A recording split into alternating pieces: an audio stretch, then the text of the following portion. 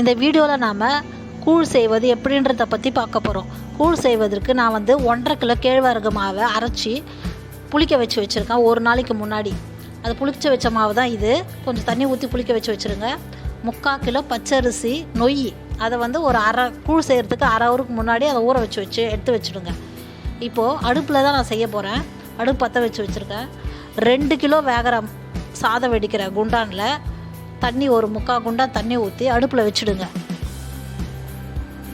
நல்லா அடுப்பை எரிய விட்டு அதில் வச்சுடுங்க. வச்சுட்டு அந்த தண்ணி நல்லா கொதிக்கணும். தட்டை போட்டு மூடிடுங்க. ஏன்னா அடுப்பு எரியும் போது நல்லா தூசிலாம் போடும். அதனால் தட்டை போட்டு மூடிட்டோமா அது கொதிக்கிற அளவு விட்டுருங்க. கொதிக்க விட்ருங்க தண்ணியை. இப்போ தண்ணி நல்லா கொதிச்சு வந்துடுச்சு. நாம் ஊற வச்சுருந்ததால நொய், பச்சரிசி நொய் 3/4 கிலோ அதை எடுத்து அதில் போட்டுக்குங்க.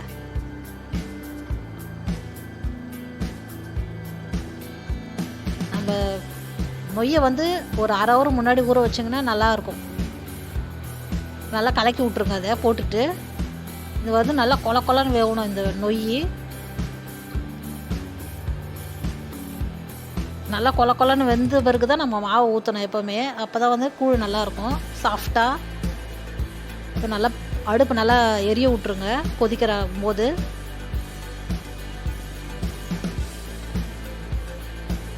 இப்போ நல்லா கொதி வருது பாருங்கள். நொய் கொதிக்க ஆரம்பிச்சிருச்சு. இது நம்மளுக்கு நல்லா வேகணும். இப்போ வெந்திருக்கான்னு பார்க்குறேன். வெந்திருக்கு. நல்லா கொலன்னு வெந்திருக்கு சாஃப்டாக வரைக்கும். இப்போது நம்ம இந்த நேரத்தில் அதுக்கு தேவையான அளவு உப்பு போட்டு கலக்கி விட்ருங்க நல்லா.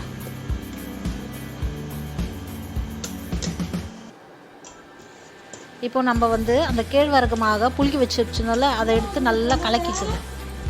ஏன்னா அந்த உண்டெல்லாம் இருக்கும் ஒரு சில நேரத்தில். அதனால் அதை நல்லா கலக்கிட்டு இந்த நம்ம நொய் வெந்த பிறகு இதை எடுத்து அதில் கொஞ்சம் கொஞ்சமாக ஊற்றி கலருங்க. மொத்தமாக ஊற்றிடாதீங்க, கட்டி ஆகிடும். கொஞ்சமாக ஊற்றி அப்படியே கலரிக்கினே ஊற்றிட்டே இருங்க. அப்போ தான் உங்களுக்கு உண்டையாக இல்லாமல் கட்டியாக இல்லாமல் வரும். இப்போ நான் எல்லாத்தையும் ஊற்றிட்டேன். கொஞ்சமாக லைட்டாக லாஸ்ட்டில் கொஞ்சம் தண்ணி கலக்கி அதை ஊற்றிடுங்க. ஊற்றிட்டு நல்லா கலக்கி விடுங்க. கலக்கிக்கிட்டே இருக்கணும். ஸ்டாப் பண்ணாதீங்க. பண்ணிங்கன்னா உங்களுக்கு அடி பிடிச்சிரும்.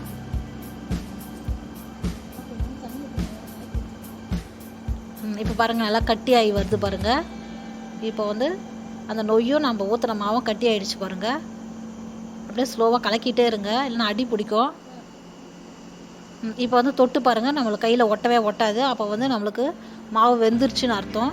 இப்போ நான் அந்த அடுப்பில் இருக்கிற விறகுலாம் வெளியே வச்சுட்டேன். அந்த நெருப்புலேயே ஒரு 10 நிமிஷம் நல்லா வேக விடுங்க. 10 நிமிஷத்துல 1/4 ஹவர் கூட அப்படியே கூட விட்டிங்கன்னா நல்லாயிருக்கும். நீங்கள் மறுநாள் அதாவது ஒரு 12 மணி நேரம் கழித்து திறந்து பார்த்தீங்கன்னா மேலே ஏடு இருக்கும். அதை எடுத்துருங்க.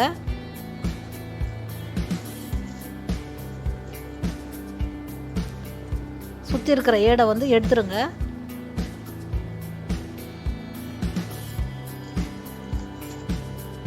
ஒரு கரண்டி போட்டு மேலே இருக்கிற அது மட்டும் எடுத்துருங்க.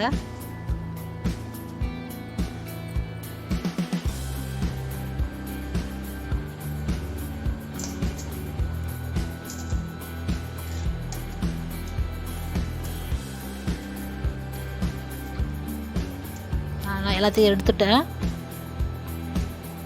அதே மாதிரி எடுத்துக்கோங்க நீங்களும்.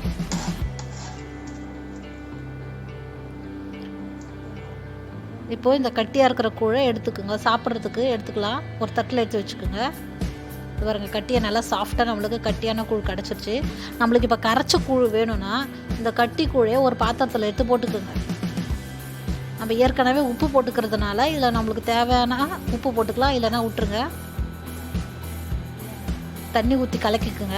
அதாவது நம்ம டம்ளரில் ஊற்றி குடிக்கிற அளவுக்கு தண்ணி ஊற்றிக்கணும்.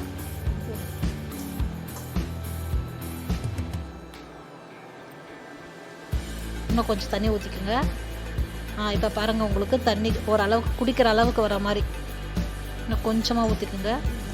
இப்போ நம்ம டம்ளரில் ஊற்றி குடிக்கிறதுக்கு கரெக்டாக இருக்கும் இந்த பதம்.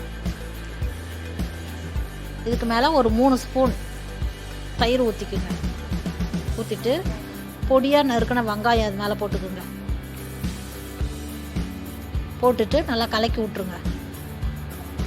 நம்மளுக்கு வந்து இது கரைச்ச கூழ் ரெடி ஆகிடுச்சு. இப்போ வந்து நம்ம இதை டம்ளரில் ஊற்றி குடிச்சிக்கலாம். அது மாதிரி கட்டி கூழும் ரெடி ஆகிடுச்சு.